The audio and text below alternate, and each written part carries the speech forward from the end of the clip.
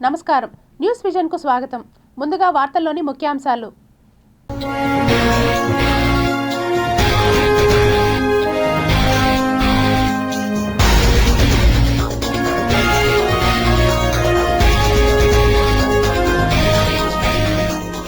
పాకిస్తాన్ కు big shock. ఇటు సింధు అటు కునార్ నదీ జలాలు బంద్ చేసిన ఆఫ్ఘనిస్తాన్. ప్రపంచంలోనే లోతైన రోడ్ టన్నల్ సముద్రం కింద 1286 అడుగుల్లో నిర్మాణం. 22,000 కోట్ల రూపాయల ప్రాజెక్ట్. ఢిల్లీలో చంద్రబాబు బిజీ. అమిత్ షాతో సహా పలువురు కేంద్ర మంత్రులతో భేటీ. దడ పుట్టిస్తున్న వెండి ధరలతో బంగారమే బేజార్. తిరుమలలో పెరిగిన భక్తుల రద్దీ. శ్రీవారి దర్శనానికి 20 గంటల సమయం. ఎస్వి వైద్య కళాశాలలో 10 మంది వైద్యులకు నోటీసులు. సమాచారం లేకుండా ఏళ్ల తరబడి గైర్హాజరు కావటంపై ప్రభుత్వం సీరియస్.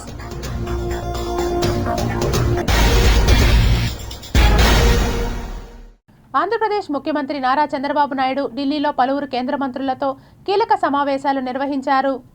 రాష్ట్రానికి సంబంధించిన ముఖ్యమైన అభివృద్ధి ప్రాజెక్టులు, కేంద్ర అనుమతులు, ఆర్థిక సహకారం అంశాలపై ఈ భేటీలో విస్తృతంగా చర్చించారు.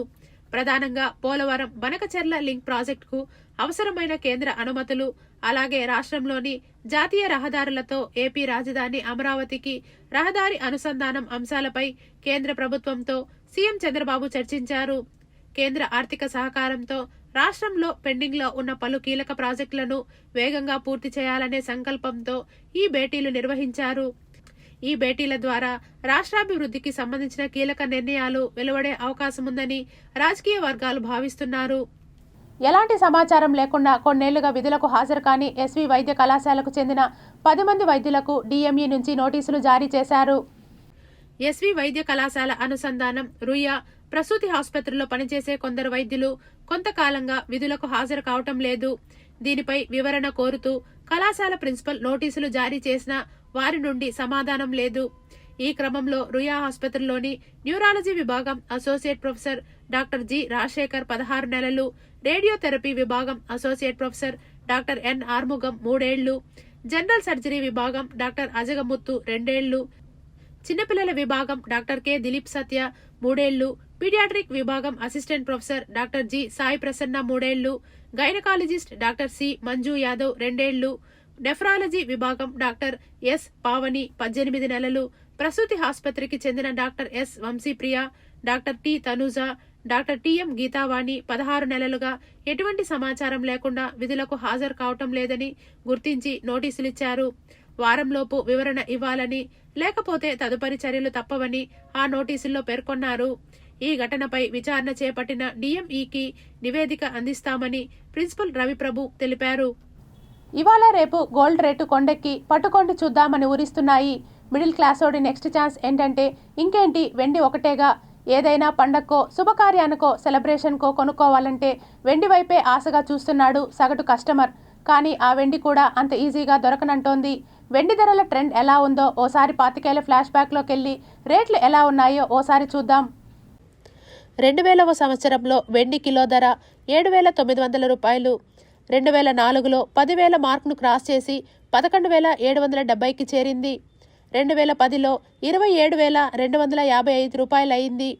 ఏడాదిలోనే రెండింతలు పెరిగి 2011లో 56,900కు చేరింది. మళ్లీ కింద చూపులు చూసి తగ్గుతూ మళ్లీ పెరుగుతూ 2024 నాటికి 1,00,000 మార్కును టచ్ చేసింది వెండి కిలో ధర. కట్ చేస్తే 2025లో వెండి ధర ఆకాశమే హద్దంటోంది. ఏడాదిలో రెండింతలు పెరిగి 2,00,000 రూపాయల మార్కును దాటేసింది. జూన్లో 1,14,000 కిలో వెండి ధర జూలైలో అక్షరాల 1,25,000ను టచ్ చేసింది. ఒక డిసెంబర్ నెలలోనే దాదాపు 30,000 పెరిగి పట్ట పగ్గాలు లేకుండా పరుగు పెడుతోంది వెండి. మంగళవారం 4,000 తగ్గినట్టే తగ్గి ఆ వెంటనే ఒరిజినల్ స్పీడ్కొచ్చేసింది. నిన్న ఒక్కరోజే ఏకంగా 11,000 పెరిగి ఆల్ టైమ్ హైకి చేరుకుంది. గురువారం తర్వాత బులియన్ లెక్క తేలేసరికి మళ్లీ 2,000 పెరిగి 1,24,000 దగ్గరకు ఆగింది వెండి కిలో ధర. వెండి మాయా బజార్ సంగతేంటో అర్థం కాక బులియన్ స్పెషలిస్టులే బుర్ర గోక్కుంటున్న పరిస్థితి. మొదట్లో వెండి మీద ఇన్వెస్ట్మెంట్ కోసం ఎగబడ్డారు. సిల్వర్ ఎక్స్చేంజ్ ట్రేడ్లో డిజిటల్ పెట్టుబడులు కూడా వెల్లువెత్తాయి. వెండిను పెట్టుబడి మార్గంగా భావించని కొందరైతే ప్లాన్ బి వైపు చూస్తున్నారు. లాంగ్ రన్లో లాభాలు వస్తాయన్న గ్యారంటీ లేకపోవడంతో వెండి వైపు చూడడం లేదు. అటు డొమెస్టిక్ యూజర్లు ఇంట్లో ఉండే పాత వెండిని బయటకు తీస్తున్నారు. వెండి చెంబులు, గిన్నెలు, కంచాలు, పూజా సామాగ్రి దేన్ని ఉపేక్షించడం లేదు. 80% ధర వచ్చినా చాలంటూ తెగ నమ్ముకోవటానికి సిద్ధమవుతున్నారు కన్జ్యూమర్లు. అటు కొత్త వెండి వస్తువులు కొనాలనుకునే వాళ్లను ఒక ఫ్లాష్ బ్యాక్ భయపెడుతోంది. 2011 తర్వాత ఒక ఏడాదిలోనే డబుల్ ధమాకా కొట్టి రెండింతలైన వెండి ఆ తర్వాత డమాల్న పడిపోయింది. తేరుకోవడానికి 10 ఏళ్లు పట్టింది. 2025 కూడా అటువంటి సర్ప్రైజ్నే ఇవ్వబోతోందా? 1,00,000 దాటి 2 లక్షలైన వెండి 2026లో ధబేల్న 1,00,000కు పడిపోతుందా? ఏదైతేనేం వెండి ధర సగటు వినియోగదారుడితో దోబూచులాడుతోంది. పేద, బడుగు, బలహీన వర్గాల అభ్యున్నతికి ఆంధ్రప్రదేశ్ రాష్ట్ర ముఖ్యమంత్రి అహర్నిశలు శ్రమిస్తున్నారని ఎమ్మెల్యే ఆరణి శ్రీనివాసులు కొనియాడారు. తిరుపతి ముత్యాలరెడ్డిపల్లి సమీపంలోని యూపీహెచ్సిలో ఐఎంఏ దత్తత తీసుకున్న బంగారు కుటుంబాలకు మెడికల్ క్యాంప్ను నిర్వహించారు. ఈ కార్యక్రమానికి ముఖ్య అతిథిగా ఎమ్మెల్యే ఆరణి శ్రీనివాసులు, తిరుపతి జిల్లా వైద్య ఆరోగ్య శాఖ అధికారి బాలకృష్ణ నాయక్, ఐఎంఏ సభ్యులు ఆర్ఆర్ రెడ్డి, శ్యామ్ ప్రసాద్, నగరపాలక సంస్థ మున్సిపల్ హెల్త్ ఆఫీసర్ యువ అన్వేష్, తెలుగుదేశం, జనసేన, భారతీయ జనతా పార్టీ నాయకులు పాల్గొన్నారు. ఈ సందర్భంగా వారు మాట్లాడుతూ ఆంధ్రప్రదేశ్ రాష్ట్రాన్ని సంపూర్ణ ఆరోగ్య ఆంధ్రప్రదేశ్గా తీర్చిదిద్దేందుకు AP CM Chandrababu Naidu, deputy CM Pawan Kalyan, మంత్రి నారా లోకేష్, కూటమి ప్రభుత్వం కృషి చేస్తుందని తెలిపారు. ముఖ్యమంత్రి పిలుపుతో స్వచ్ఛందంగా నిరుపేదలను దత్తత తీసుకునేందుకు, వారి ఆర్థిక స్థితిగతులను మెరుగుపరిచేందుకు P4లో భాగంగా ముందుకు రావటం అభినందనీయమని ఈ సందర్భంగా వారిని అభినందించారు. నిరుపేదలను బంగారు కుటుంబాలుగా మార్చే ప్రయత్నం భారతదేశంలో ఎక్కడా లేని విధంగా మన రాష్ట్రంలో అమలు చేసే ప్రయత్నం చేయటం జరుగుతుందని పేర్కొన్నారు. తిరుపతి నియోజకవర్గంలో 6,450 మందిని ఇప్పటి వరకు తీసుకోవడం జరిగింది. ఇంకా కూడా బంగారు కుటుంబాలు, పేదవారు ఎవరైనా ఉంటే వాళ్ళని కూడా ఐడెంటిఫై చేసి తీసుకునే నిరంతర కార్యక్రమం ఇది కొనసాగుతుంది. దానిలో భాగంగానే ఈరోజు ఎంఆర్పల్లి ప్రాంతంలో దాదాపు 163 కుటుంబాలని ఐడెంటిఫై చేసి ఎక్కువ జనాభా కలిగిన ఈ ఏరియాలో కూడా ఈ అర్బన్ హెల్త్ సెంటర్లో వాళ్ళందరినీ కూడా 163 మంది బంగారు కుటుంబాలని పిలిపించి ఐఎంఏ డాక్టర్స్ వాళ్ళని ప్రతి ఒక్కరికి వారి ఆరోగ్య పరిస్థితిని పరీక్షించి, ఉదాహరణకి ఇప్పుడు మరి ఒకటి జరిగింది. గత అనుభవాలను దృష్టిలో పెట్టుకొని వైకుంఠ ఏకాదశి, ద్వాదశి పర్వదినాల్లో తిరుపతి స్థానికులకు ప్రాధాన్యత కల్పించాలని బీజేపీ సీనియర్ నేత నవీన్ కుమార్ రెడ్డి డిమాండ్ చేశారు. స్థానికులకి మీరు ఇటీవల ప్రకటన చేశారు అధికారులు, మొత్తం 5,000 టికెట్లు మేము విడుదల చేస్తున్నామని. అందులో 500 తిరుమలలో ఉన్నటువంటి స్థానికులకి, మిగిలిన 4,500లో రేణుగుంట, చంద్రగిరి, తిరుపతికి కలిపి 4,500 టికెట్లు రోజుకి అన్నారు. అంటే ఉతారుగా 1,500 టికెట్లు రోజుకి ఇస్తున్నారండి. తిరుపతి జనాభా సుమారు 2.5 లక్షల మంది ఉండగా మీరు 1,500 మందికి టోకన్లు ఇస్తామని చెప్తే చాలామందికి చాలా బాధ కలుగుతోంది. అసలు వైకుంఠ ఏకాదశి, ద్వాదశి అంటేనే లోకల్ ఫెస్టివల్గా భావిస్తారండి. స్థానికులంతా కూడా స్వామివారిని దర్శించుకోవాలనుకుంటారు. కాబట్టి ఈ డిప్ సిస్టము ఇలాంటివి లేకుండా నేను ఒక సలహా ఇస్తున్న టీటీడీకి, దయచేసి మీరు నగరపాలక సంస్థ కమిషనర్ గారితో మాట్లాడి తిరుపతిలో ఉన్నటువంటి 50 డివిజన్లలో ఈరోజు సచివాలయాలు ఉన్నాయి. సచివాలయాల్లో సచివాలయ సిబ్బంది ఉన్నారు. అక్కడ ఎవరైతే ఆ వార్డులో ఉంటారో వాళ్ళ ఆధార్ కార్డులన్నీ కూడా మ్యాపింగ్ చేస్తున్నారు. కాబట్టి బయట వ్యక్తులు ఎవరు కూడా వచ్చి ఆ వార్డులో తీసుకునేదానికి ఆస్కారం లేదు. టోకన్లు. నందమూరి తారక రామారావు వీరాభిమాని ఎన్టీఆర్ రాజు అంత్యక్రియలకు హాజరైన నందమూరి కుటుంబ సభ్యులకు, అలాగే అదనంగా 2 సన్నిధి గొల్ల పోస్టులకు ఆమోదం తెలిపిన రాష్ట్ర ప్రభుత్వానికి, టీటీడీ పాలక మండలికి రాష్ట్ర యాదవ్ కార్పొరేషన్ చైర్మన్ నరసింహ యాదవ్ కృతజ్ఞతలు తెలియజేశారు. సన్నిధి గొల్లగా ఉన్న 2 పోస్టుని క్రియేట్ చేసి అక్కడ నిర్ణయం తీసుకున్నందుకు యాదవ కార్పొరేషన్ చైర్మన్గా అటు టీటీడీ చైర్మన్ గారికి, అదే టీటీడీ బోర్డు సభ్యులకు, ముఖ్యంగా ఈఓ గారికి, అడిషనల్ ఈఓ గారు, అదేవిధంగా ఈ యొక్క దీనికి సంబంధించి ఏదైతే రాష్ట్ర ముఖ్యమంత్రి వర్యులు నారా చంద్రబాబు నాయుడు గారికి, అదేవిధంగా ఎన్డీఏ కూటమి నాయకులకు కూడా ఈ సందర్భంగా కృతజ్ఞతలు తెలియజేస్తూ, ఇంకా కూడా ఆ కుటుంబాలు, ఎందుకంటే 2 కుటుంబాలు ఉన్నాయి, వాళ్ళకి ఇంకా కూడా సహాయ సహకారాలు అందివ్వాల్సిన అవసరం ఉంది. కాబట్టి ఆ దీనికి సంబంధించి ఇప్పుడు తీసుకున్న నిర్ణయాన్ని రాష్ట్ర వ్యాప్తంగానే కాకుండా దేశవ్యాప్తంగా ఉన్న యాదవులందరూ కూడా ఏదైతే వాళ్ళ మనోభావాల్ని గౌరవించే విధంగా టీటీడీ బోర్డు నిర్ణయం తీసుకున్నందుకు ప్రత్యేకంగా కూడా కృతజ్ఞతలు తెలియజేస్తూ, తిరుపతి అభివృద్ధిని దృష్టిలో ఉంచుకొని ఓబెరాయ్ హోటల్కు స్థలం మంజూరు చేయడంపై విమర్శలు సంధిస్తున్న టీటీడీ మాజీ పాలక మండలి అధ్యక్షులు భూమన కరుణాకర్ రెడ్డి వ్యాఖ్యలను తిరుపతి ప్రెస్ క్లబ్లో ఏర్పాటు చేసిన మీడియా సమావేశంలో రాష్ట్ర యాదవ కార్పొరేషన్ చైర్మన్ నరసింహ యాదవ్ ఖండించారు. గతంలో చూస్తే కొండకు ఆనుకొనే ముంతాజు హోటల్కి దీనికి ల్యాండ్ కేటాయించి మనం చూసాం. దానిపైన అనేక విధాలుగా కూడా అబ్జెక్షన్స్ రావడం హిందూ దీనికి సంబంధించి మనం చూసాము. దాన్ని ఈరోజు రద్దు చేసి ఎదురుగా రోడ్డుకి ఇరువైపున మీరు చూస్తే కపిల్ తీర్థం దగ్గర నుంచి తీసుకుంటాం. కపిల్ తీర్థం దగ్గర నుంచి జూ పార్క్ వరకు ప్రైవేటు వ్యక్తుల భూములు ఉంటాయి. అక్కడ కాలనీలు ఉన్నాయి, వివిధ హోటల్స్ ఉన్నాయి, అనేక హోటళ్ళు, లాడ్జెస్ అన్నీ ఉన్నాయి మొత్తం రోడ్డుకి ఇటుపక్క. దాన్ని కూడా నేషనల్ హైవే వాళ్ళు కూడా 150 ఫీట్ రోడ్డుని అప్రోచ్ అయితే టీటీడీ 100 అడుగులే చాలంటే అప్పుడు మాస్టర్ ప్లాన్లో కూడా ఆ జూ పార్క్ దగ్గర నుంచి ఏదైతే కనెక్టివిటీ రోడ్డు ఉందో కపిల్ తీర్థం వరకు 100 ఫీట్ వేసేదానికి టీటీడీకి అప్పగించడం జరిగింది. ఆ రోడ్డు అంతా కూడా కంప్లీట్ అయింది, మీరు చూశారు. రోడ్డుకి అటుపక్క అనేక హాస్పిటల్స్ అవన్నీ కూడా చంద్రబాబు నాయుడు గారి పరిపాలనలోనే ఆ పొద్దున్నీ కూడా కేటాయించి అవన్నీ కూడా జరుగుతాయి. ఇటీవల కాలంలో తిరుపతిలోని విశ్వవిద్యాలయాలలో ఆకృత్యాలకు పాల్పడిన అధ్యాపకుల పట్ల ఉదాసీనంగా అధికారులు వ్యవహరించడంపై మహిళా సంఘాలు, విద్యార్థి నాయకులు మండిపడుతున్నారు. యూనివర్సిటీల్లో కావచ్చు, ఎక్కడైతే 10 మంది మహిళలు ఉంటారో అక్కడ అంతర్గత కమిటీలు ఏర్పాటు చేయమని చెప్పేసి సుప్రీంకోర్టు తీర్పు ఇచ్చింది.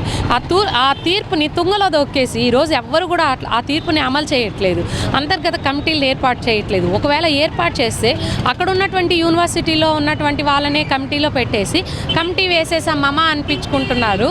ఆ కమిటీలు ఏమి కూడా పనిచేసేటువంటి పరిస్థితుల్లో లేకుండా ఉన్నాయి. ఈరోజు నిన్న చూసినట్లయితే మన సాంస్క్రిట్ విశ్వవిద్యాలయంలో అవగాహన సదస్సు పెట్టారు. ఎవరికి అవగాహన సదస్సు పెట్టారు? అమ్మాయిలకు అవగాహన సదస్సు పెట్టారు. ఈరోజు అత్యాచారాలకు పాల్పడుతూ ఉండేది, విద్యార్థులని మార్కుల పేరుతో లొంగ తీసుకుంటూ ఉండేది ఎవరు? ప్రొఫెసర్లు, అక్కడ ఉన్నటువంటి అధ్యాపకులు లేదా నాన్ టీచింగ్ స్టాఫ్, ఇలాంటి వాళ్ళు చేస్తూ ఉంటే వాళ్ళకి అవగాహన కల్పించాల్సింది పోయి అమ్మాయిలకు అవగాహన కల్పించొద్దా అంటే అవసరమే, అమ్మాయిలకు అవగాహన అవసరమే, మరి వాళ్ళకు కూడా అవగాహన కల్పించాలి. ఎవరైతే బాధితులు ఉన్నాయో వాళ్ళకి న్యాయం చేసి నిందితులకు వెంటనే కఠినమైన చర్యలు తీసుకోవాలా, వాళ్ళ మీద ఎఫ్ఐఆర్ నమోదు చేయాలా, వాళ్ళ మీద దిశ లేక అనేక కేసులు పెట్టి వాళ్ళ మీద ఎంక్వైరీ కమిటీలు చేయాలని చెప్పేసి విద్యార్థి సంఘాలకు అనేక దఫాలుగా ఆందోళన చేస్తే సరే అని చెప్పేసి మొన్న వీసీ గారు మమ్మల్ని పిలిపించి విద్యార్థులకు న్యాయం చేస్తామని చెప్పి ఎస్వి యూనివర్సిటీలో చెప్పడం జరిగింది. అలాగే న్యాయం చేస్తారు కదా అని చెప్పేసి మేము కూడా వీసీ గారు చెప్తే సరే అనుకునేసి చూడడం జరిగింది. తీరా చూస్తే ఆ విద్యార్థులు ఎవరైతే ర్యాగింగ్ ఉన్నారో 4 విద్యార్థులు టీసీ తీసుకొని వెళ్ళిపోవడం జరిగింది. ఇదే నా విద్యార్థులు చేసే న్యాయం. ఏదైతే విశ్వనాథ్ రెడ్డి దగ్గరుండి ర్యాగింగ్కి దగ్గరుండి చేయించారో మళ్ళీ విశ్వనాథ్ రెడ్డిని ప్రొఫెసర్గా విధుల్లోకి తీసుకుంటానని చెప్పేసి వీసీ గారు చెప్పడం జరిగింది. తిరుమల శ్రీవారిని పలువురు ప్రముఖులు దర్శించుకొని మొక్కులు చెల్లించుకున్నారు. శుక్రవారం ఉదయం నైవేద్య విరామ సమయంలో సుప్రీంకోర్టు న్యాయమూర్తి Sandeep Mehta, Tata groups chairman Natarajan Chandrasekaran, Telangana MLA Vijayudu, Telangana MLA B Manohar Reddy, badminton player Kidambi Srikanth వేర్వేరుగా స్వామివారిని దర్శించుకొని మొక్కులు చెల్లించుకున్నారు. అనంతరం ఆలయ రంగనాయకుల మండపంలో వేద పండితులు వేద ఆశీర్వచనం చేయగా ఆలయ అధికారులు స్వామివారి తీర్థప్రసాదాలు అందజేశారు. జస్ట్ ఫ్యామిలీతో దర్శనానికి వచ్చాను. ఈ సంవత్సరం బాగా జరిగింది అండ్ వచ్చే సంవత్సరం ఇంకా బాగా జరగాలి అని మొక్కుకుందామని దర్శనానికి వచ్చాను. ఇప్పుడు జనవరిలో ఢిల్లీలో ఒకటి ఉంది, ఇండియా ఓపెన్ అని, సో దాంతో స్టార్ట్ అవుతుంది. బట్ ప్రస్తుతానికి అయితే 2 డేస్లో విజయవాడలో ఒక టోర్నమెంట్ స్టార్ట్ అవుతుంది మనకి మండే నుంచి. సో సో అది నేషనల్ ఛాంపియన్షిప్స్ అనమాట. బట్ మనం ఏపీ హోస్ట్ చేస్తున్నాం కాబట్టి సో మనకి టీమ్ ఈవెంట్ ఉంటుంది. సో అందుకోసం మనం విజయవాడలో ఒక టీమ్ ఈవెంట్ ఆడుతున్నాం. బట్ ఇంటర్నేషనల్ టోర్నమెంట్ వచ్చేసి జనవరి 10th నుంచి జాతీయ గ్రామీణ ఉపాధి హామీ పథకానికి మహాత్మా గాంధీ పేరును తొలగిస్తూ కేంద్ర ప్రభుత్వం పార్లమెంట్లో ఆమోదించడం హేయమైన చర్య అంటూ పలు రాజకీయ వామపక్ష పార్టీలు తిరుపతిలోని గాంధీ విగ్రహం వద్ద వినూత్న రీతిలో నిరసన కార్యక్రమం చేపట్టారు. జాతీయ గ్రామీణ ఉపాధి హామీ పథకాన్ని కేంద్ర ప్రభుత్వం నిర్వీర్యం చేయడం కోసం బడ్జెట్లో నిధులు కేటాయించకుండా ఉపాధి హామీ పథకం నుండి పేదలను దూరం చేయడం కోసం, పేదలను మరింత పేదరికలను నెట్టేయడం కోసం కేంద్ర ప్రభుత్వం కుట్రపడి నిన్న పార్లమెంటులో జాతీయ గ్రామీణ ఉపాధి హామీ పథకంలో మహాత్మా గాంధీ పేరును తొలగించేసి ఇంకో రకమైనటువంటి పేరును తీసుకొచ్చి భారతదేశ ప్రజానీకాన్ని స్వతంత్ర పోరాటంలో ముందు నడిపించినటువంటి మహాత్మా గాంధీకి తీవ్రమైనటువంటి ఆయనకు ఒక రకంగా అవమానం చేసే పద్ధతులు బీజేపీ వ్యవహరిస్తుంది. ఇది సరైనటువంటిది కాదు. మహాత్మా గాంధీ పేరును తొలగించడానికి సిపిఎం పార్టీ వ్యతిరేకిస్తుంది. మహాత్మా గాంధీ పేరును యాజిటీగా కొనసాగించాలని చెప్పి, ఉపాధి హామీ పథకానికి నిధులు అధికంగా కేటాయించాలని చెప్పి, ఉపాధి హామీ పథకాన్ని 150 రోజులు కొనసాగించి పేదలు కడుపులు కొట్టకుండా భూమి లేని వ్యవసాయ కార్మికులకి కడుపు నిండే పద్ధతులు ఉపాధి హామీ పథకాన్ని బలోపేతం చేయాలని చెప్పి సిపిఎం పార్టీగా డిమాండ్ చేస్తున్నాం. ఉపాధి హామీ పథకాన్ని పూర్తిగా రద్దు చేయడం కోసం, ఈ చట్టాన్ని పూర్తి నిర్వీర్యం చేయడం కోసం కేంద్రంలోని బీజేపీ ప్రభుత్వం కుట్ర చేస్తూ ఉంది. పార్లమెంట్లో మందబలం ఉందని చెప్పి ఈరోజు ఇష్టానుసారంగా వ్యవహరిస్తూ ఉంది. దీన్ని పూర్తిగా వ్యతిరేకిస్తున్నాం. 2005లో కమ్యూనిస్టులు పోరాటం చేసి గ్రామీణ ప్రాంతంలో ఉన్నటువంటి వ్యవసాయ కూలీలకు, రైతులకు మద్దతుగా వాళ్ళు పంటలు పండించేటువంటి క్రమంలో 100 రోజుల పాటు పని కల్పించాలని చెప్పి ఈ చట్టాన్ని తీసుకురావడం జరిగింది. ఈ చట్టాన్ని రాష్ట్రాలపైన ఈరోజు మొత్తం భారం మోపడం లేదా ఈ పేరును మార్చడం అంటే ఇది పూర్తిగా ఈ చట్టాన్ని గొంతు కోయడం తప్ప మరొకటి కాదు. కాబట్టి ఈ బీజేపీ ప్రభుత్వం తన వైఖరిని మార్చుకుని ఆ చట్టాన్ని యథావిధిగా గాంధీ గారి పేరుని యథావిధిగా కొనసాగించాలని చెప్పి అప్పటి వరకు ఈ పోరాటం కొనసాగుతుందని చెప్పి హెచ్చరిక తెలియజేస్తాను. గాంధీ జాతీయ ఉపాధి హామీ పథకాన్ని ప్రవేశపెట్టి దానికి చట్టం చేసి ప్రతి ఒక్కరికి పని దినాలను కల్పిస్తూ చట్టం చేసింది.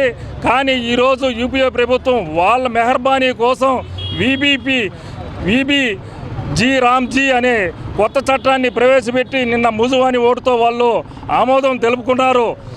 దేశంలో ఇప్పటికే ఓట్ల దొంగతనం జరుగుతూ ఉంది. ఇట్లా కరెన్సీ నోట్ల మీద కూడా ఇంక మీట ఈ మహాత్మా గాంధీ ఫోటోను పూర్తిగా రూపుమార్పి ఆర్ఎస్ఎస్ బొమ్మను వేసుకునేదానికి ప్రయత్నం చేస్తున్నారు. దీని మీద కాంగ్రెస్ పార్టీ, ఇండియా కూటమి బాగా బలంగా పనిచేస్తుంది. దీని మీద పెద్ద ఉద్యమమే జరుగుతుందని కాంగ్రెస్ పార్టీ, తిరుపతి కాంగ్రెస్ పార్టీ తరఫున మేము డిమాండ్ చేస్తూ ఉన్నాం. ఇలాంటి కుట్రలు చేస్తున్నటువంటి బీజేపీ ప్రభుత్వానికి మద్దతుగా టీడీపీ ప్రభుత్వం, జనసేన కూటమి ప్రభుత్వం అంతా కూడాను కలిసి కనీసం వాళ్ళ యొక్క విలువల్ని కాపాడుకోవడానికి కూడా దీని మీద ఒక్క ప్రయత్నం కూడా చేసినటువంటి భాగం లేదు. ఖచ్చితంగా కాంగ్రెస్ పార్టీ డిమాండ్ చేస్తూ ఉంది. ఇలాంటి MNREGA అనేటటువంటిది పథకాన్ని పేరు మార్చి మహాత్మా గాంధీ గారి ఆదర్శాలని గ్రామంలో, స్వరాజ్యంలో వాళ్ళ స్వయం శక్తితో పేదలకి 2 పూటల భోజనం తినేటటువంటి ఇటువంటి మంచి పథకాన్ని కాలరాస్తూ మోడీ గారు దేశంలో ఉన్నటువంటి పేదలకి ఎటువంటి ఇది లేకుండా చేస్తున్నారు. దీనిని కాంగ్రెస్ పార్టీ తీవ్రంగా ఖండిస్తుంది. శీతాకాలంలో గాలి నుంచి వ్యాపించే వైరస్ ద్వారా శ్వాసకోశ వ్యాధులు సంభవించే అవకాశాలు అధికంగా ఉన్నాయని వైద్యులు సుబ్బారావు తెలిపారు. తిరుపతి ప్రభుత్వ రుయా హాస్పిటల్లోని క్షయ వార్డులో ఏర్పాటు చేసిన విలేకరుల సమావేశంలో డాక్టర్ సుబ్బారావు మీడియాతో మాట్లాడుతూ గుండె, ఊపిరితిత్తులు, లివర్, నరాల బలహీనత వంటి దీర్ఘకాలిక వ్యాధులతో బాధపడుతున్న వారు చలికాలంలో తగిన జాగ్రత్తలు పాటించడం ద్వారా గాలి నుండి వ్యాపించే వైరస్ నుండి రక్షణ పొందేందుకు అవకాశాలు ఉన్నాయని అన్నారు. ముఖ్యంగా 5 సంవత్సరాల లోపు పిల్లలు ఎట్టి పరిస్థితులలో వేకువజామున చలి తీవ్రత అధికంగా ఉన్న నేపథ్యంలో బయటకు రాకుండా తల్లిదండ్రులు చూసుకోవాల్సిన బాధ్యత ఉందని అన్నారు. 50 సంవత్సరాలు పైబడిన వారు సంవత్సరానికి ఒకసారి వైద్య పరీక్షలు చేసుకోవడం ద్వారా మెరుగైన ఆరోగ్యవంతులుగా ఉండేందుకు దోహదపడతాయని తెలిపారు. ప్రజలందరూ శీతాకాలంలో జాగ్రత్తలు పాటించి సంపూర్ణ ఆరోగ్యవంతులుగా ఉండాలని ఆకాంక్షించారు. ఎండాకాలం లాగా డిస్పర్స్గా ఉన్నాం పాపులేషన్. చలికి దగ్గర ఉంటాం, రూమ్స్ షేర్ చేసుకుంటాము. కొంతమంది అయితే లో సోషల్ ఎకనామిక్ బాగా పూర్ హౌసెస్ ఉండేవాళ్ళు, ఎక్కువ మంది ఉండి ఒక 2 రూమ్లు ఉండేవాళ్ళు, ముందు బయట ఉండేవాళ్ళు కూడా ఇప్పుడు రూమ్లోనే ఉండాల్సి వస్తుంది. కానీ దానివల్ల కూడా రెస్పిరేటరీ ఇన్ఫెక్షన్స్ స్ప్రెడ్ ఎక్కువ ఉంటుంది. ఒకరి నుంచి ఒకరికి ఈ శ్వాసకోశ వ్యాధులు వ్యాపించేదానికి అవకాశం ఉంది. ఎందుకంటే ఇవి ముఖ్యంగా గాలి ద్వారా వ్యాపిస్తాయి శ్వాసకోశ వ్యాధులు. ఆ విధంగా ఎక్కువ మందికి వైరల్ ఇన్ఫెక్షన్స్ వస్తాయి, కోల్డ్, కాఫ్, ఫీవర్స్. ఇవి వచ్చినప్పుడు రెస్ట్ తీసుకోవడం, పారాసిటమాల్ తీసుకోవడం, సో 1 or 2 డేస్లో ఇవి తగ్గిపోతాయి. కాకుంటే మనం ఊపిరితిత్తులకి సంబంధించి వ్యాధులు ఇప్పుడు తీవ్రమైన న్యూమోనియా అయితేమి, ఆస్తమా సివియర్ కావడం అయితేమి, సిఓపిడి వ్యాధులు సివియర్ కావడం అయితేమి, ఇటువంటివి జరిగేదానికి అవకాశం ఉంటాయి. ఎవరైతే ఊపిరితిత్తుల వ్యాధులు ఉంటాయో, టీబీ కానీ, ఆస్తమా కానీ, సిఓపిడి కానీ, స్మోక్ వల్ల డ్యామేజ్ అయ్యేదాన్ని సిఓపిడి అంటాము. ఈ అలర్జీ వల్ల వచ్చేదాన్ని ఆస్తమా అంటాము. అలాగే టీబీ వ్యాధి, ఇవి ముందు వచ్చిన ఆల్రెడీ ఉన్న ఇటువంటి జబ్బులు ఉండేవాళ్ళు ఎక్కువ జాగ్రత్తలు తీసుకొని, అలాగే చిన్న పిల్లలు 5 సంవత్సరాల లోపల పిల్లలకి, బాగా ఏజ్డ్ 65 years పైన వాళ్ళు ఈ ఇన్ఫెక్షన్స్ వచ్చేదానికి అవకాశం ఎక్కువ కాబట్టి వాళ్ళంతా కూడా ఎక్కువ జాగ్రత్తలు తీసుకోవాలి. తిరుపతి స్పిరిచువల్ సొసైటీ ఆధ్వర్యంలో 2వ ధ్యాన ప్రపంచ దినోత్సవం ఈ నెల 21వ తేదీన తిరుపతి కచ్చపి ఆడిటోరియంలో నిర్వహించనున్నట్లు స్పిరిచువల్ సొసైటీ నిర్వాహకులు తిరుపతి ప్రెస్ క్లబ్ వేదికగా తెలియజేశారు. మనకు ఇంటర్నేషనల్ యోగా డే జూన్ 21, అది మనకందరికీ తెలిసిందే. డిసెంబర్ 21న ప్రపంచ ధ్యాన దినోత్సవం ఏర్పాటు చేయాలని ఐక్యరాజ్య సమితి లాస్ట్ ఇయర్ నిర్ణయం తీసుకుంది. లాస్ట్ ఇయర్ చేశారు. ఈసారి కూడా రెండోసారి మనకు డిసెంబర్ 21న మన తిరుపతి స్పిరిచువల్ సొసైటీ ఓన్లీ ధ్యాన కార్యక్రమాలకు మాత్రమే సంబంధం కాబట్టి ఇది ఆ ధ్యానాన్ని దృష్టిలో పెట్టుకొని ఇక్కడనే మన తుడా ఆఫీస్ వెనక కచ్చపి ఆడిటోరియంలో 21 ఆదివారం నాడు డిసెంబర్ నాడు ఉదయం 9 గంటల నుంచి మధ్యాహ్నం 1 గంట వరకు ప్రపంచ ధ్యాన దినోత్సవాన్ని ఏర్పాటు చేస్తున్నాము. బంజారా జనసంఘ్ 8వ వార్షికోత్సవం సందర్భంగా తిరుపతిలోని గిరిజన భవన్లో ఈ నెల 20, 21, 22 3 రోజుల పాటు జాతీయ సాంస్కృతిక ఉత్సవాలు ఘనంగా నిర్వహించనున్నట్లు నిర్వాహకులు తిరుపతి ప్రెస్ క్లబ్లో ఏర్పాటు చేసిన మీడియా సమావేశంలో కార్యక్రమ వివరాలు వెల్లడించారు. మా బంజారా జనసంఘ్ ఆధ్వర్యంలో 8వ వార్షికోత్సవ సందర్భంగా జాతీయ సాంస్కృతిక ఉత్సవాలు 8వ వార్షికోత్సవం ఘనంగా నిర్వహిస్తున్నాము. ఈ కార్యక్రమంలో సంస్కృతి సాంప్రదాయాలకు మరియు మన భారతదేశంలో గిరిజనుల యొక్క ప్రాధాన్యత మరియు బంజారాల యొక్క యుద్ధవీరులుగా పేర్కొన్నటువంటి మహనీయులైనటువంటి ఎంతోమంది ఈ భారతదేశానికి సేవ చేసి వారి ఆధ్వర్యంలో మేము కూడా నడుస్తూ ఈ జనరేషన్లో కూడా మేము మా యొక్క గొప్ప చరిత్రను ముందు తీసుకెళ్లాలనేసి మా యొక్క ఘట్టం. తిరుచానూరు పోలీస్ స్టేషన్ పరిధిలో అక్రమంగా గంజాయి రవాణా చేస్తున్న 4 వ్యక్తులను అరెస్ట్ చేసి రిమాండ్కు తరలించినట్లు సిఐ సునీల్ కుమార్ వెల్లడించారు. దామినేడు ఇందిరమ్మ గృహాల వద్ద 4 వ్యక్తులను అరెస్ట్ చేసి వారి వద్ద నుంచి 3.25 కిలోల గంజాయి స్వాధీనం చేసుకున్నట్లు తిరుచానూరు సిఐ సునీల్ కుమార్ తెలిపారు. వివరాల్లోకి వెళితే తిరుచానూరుకు చెందిన హేమంత్ కుమార్, మహేష్, హైదరాబాద్కు చెందిన గౌరీనాథ్, ఒడిశాకి చెందిన బలరాం వ్యక్తుల నుంచి 3.25 కిలోల గంజాయిని స్వాధీనం చేసుకుని అరెస్ట్ చేసి రిమాండ్ తరలించినట్టు సిఐ చెప్పారు. సుమారు 65,000 రూపాయలు విలువ చేస్తుందని, అదేవిధంగా యువత మత్తు పదార్థాలకు గంజాయికి బానిస కాకుండా నడుచుకోవాలని విజ్ఞప్తి చేశారు. ఈ దాడుల్లో ఎస్ఐ సాయినాథ్ చౌదరి సిబ్బంది పాల్గొన్నారు. మహేష్ తర్వాత హేమంత్ వీళ్ళిద్దరూ కొన్ని గంజాయి ప్యాకెట్లు చిన్న ప్యాకెట్ చేసినటువంటి ప్యాకెట్లు వాళ్ళ దగ్గర ఉండినాయి.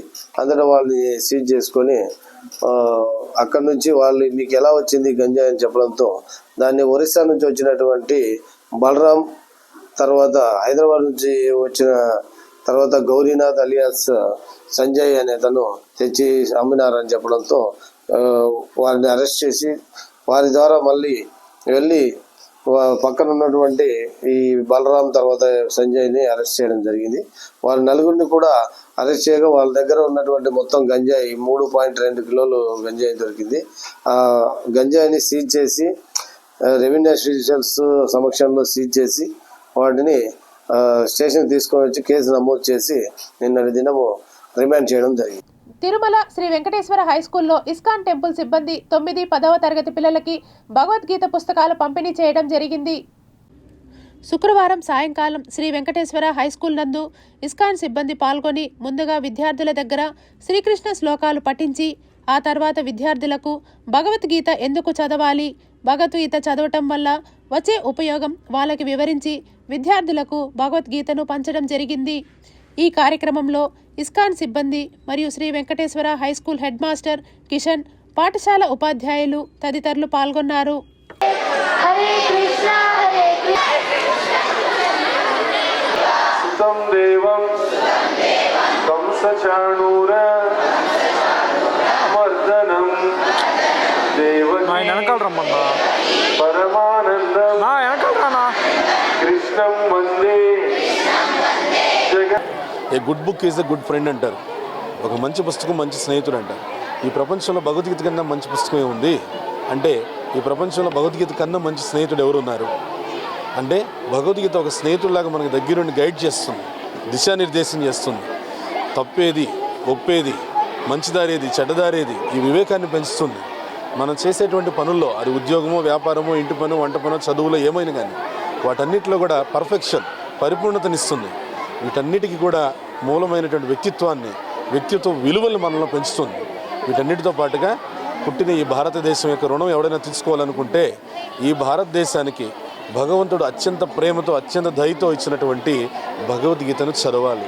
సిఐటియు అఖిల భారత మహాసభలలో భాగంగా తిరుపతిలో 3 రోజుల పాటు నిర్వహించనున్న శ్రామిక ఉత్సవ కార్యక్రమం వినాయక సాగర్ ఉద్యానవనంలో ఘనంగా ప్రారంభమయ్యాయి.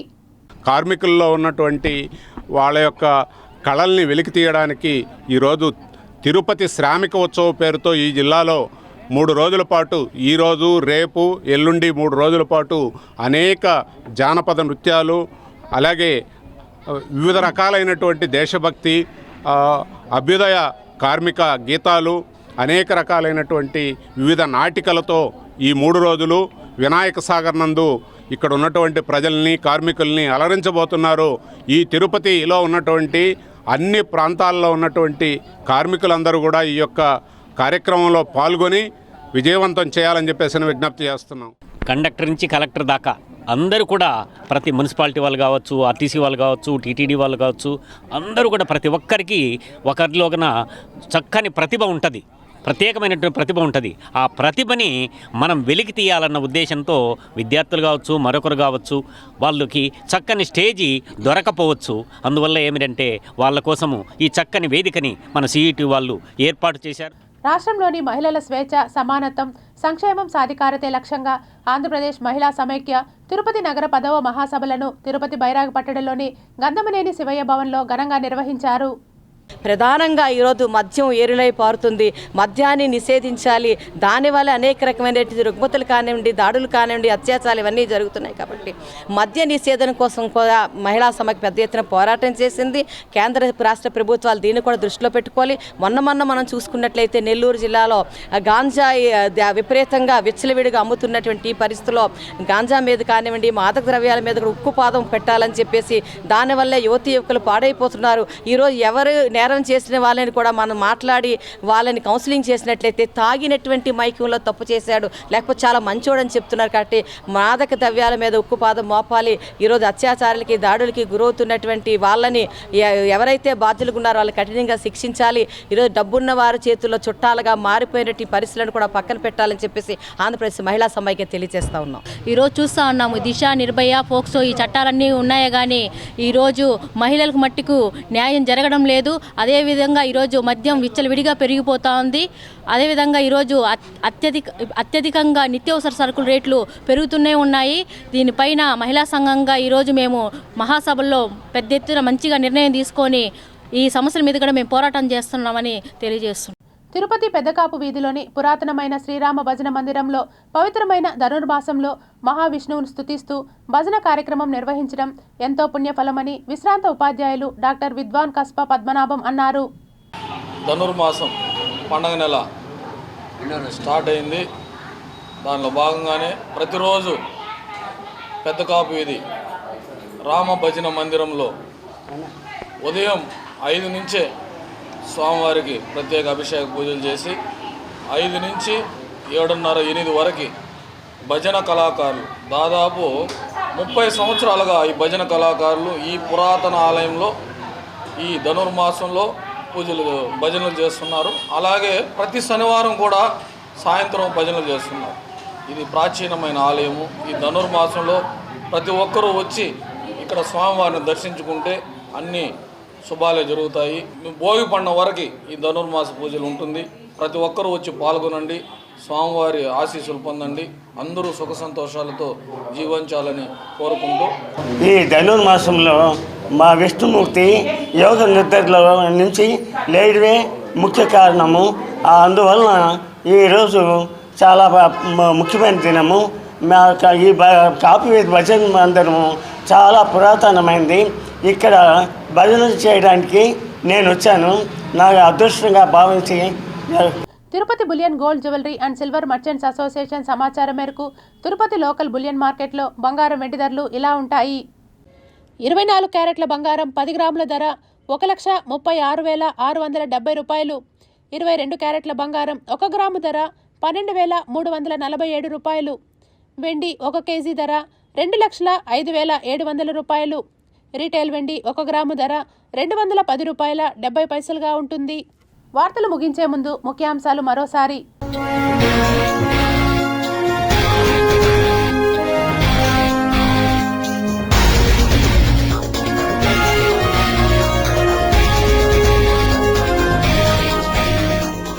పాకిస్తాన్కు బిగ్ షాక్. ఇటు సింధు అటు కునార్ నదీ జలాలు బంద్ చేసిన ఆఫ్ఘనిస్తాన్. ప్రపంచంలోనే లోతైన రోడ్ టన్నల్ సముద్రం కింద 1286 అడుగుల్లో నిర్మాణం. 22,000 కోట్ల రూపాయల ప్రాజెక్ట్. ఢిల్లీలో చంద్రబాబు బిజీ. అమిత్ షాతో సహా పలువురు కేంద్ర మంత్రులతో భేటీ. దడ పుట్టిస్తున్న వెండి ధరలతో బంగారమే బేజార్. తిరుమలలో పెరిగిన భక్తుల రద్దీ. శ్రీవారి దర్శనానికి 20 గంటల సమయం. ఎస్వి వైద్య కళాశాలలో 10 మంది వైద్యులకు నోటీసులు. సమాచారం లేకుండా ఏళ్ల తరబడి గైర్హాజరు కావటంపై ప్రభుత్వం సీరియస్.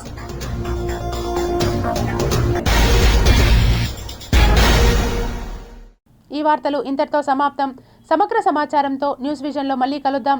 అంతవరకు సెలవు. నమస్కారం.